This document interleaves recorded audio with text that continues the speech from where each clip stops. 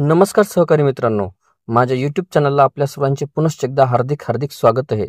आपण जर सरकारी कर्मचारी किंवा पेन्शनधारक किंवा कुठेही शासकीय सेवेत नोकरीला असा तर ही खास बातमी मी आपल्यासाठी घेऊन आलेलो आहे.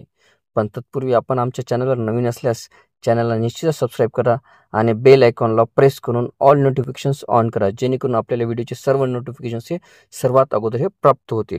मिळालेल्या माहितीनुसार 16 जानेवारी 2025 हा तोच दिवस ज्या दिवसातील केंद्रातील सरकारने नव्या 8व्या वेतन आयोगाच्या स्थापनेला मंजुरी दिली. खरं तर 8व्या वेतन आयोगाबाबत गेल्या अनेक महिन्यांपासून चर्चा चालू होत्या. मात्र या नव्या वर्षाची सुरुवात सरकारी कर्मचाऱ्यांसाठी एक नवीन पहाटच ठरणार आहे. केंद्र सरकारने नव्या 8व्या वेतन आयोगाच्या स्थापनेला मान्यता देऊन सरकारी कर्मचाऱ्यांची बहुचर्चित मागणीही पूर्ण केली आहे. अजून नव्या 8व्या वेतन आयोगाच्या समितीची स्थापना झालेली नाही, पण लवकरच या आयोगाच्या समितीची स्थापना होणार आहे आणि त्यानंतर मग समितीकडून आपल्या शिफारसी या सरकारकडे सादर केल्या जाणार आहेत.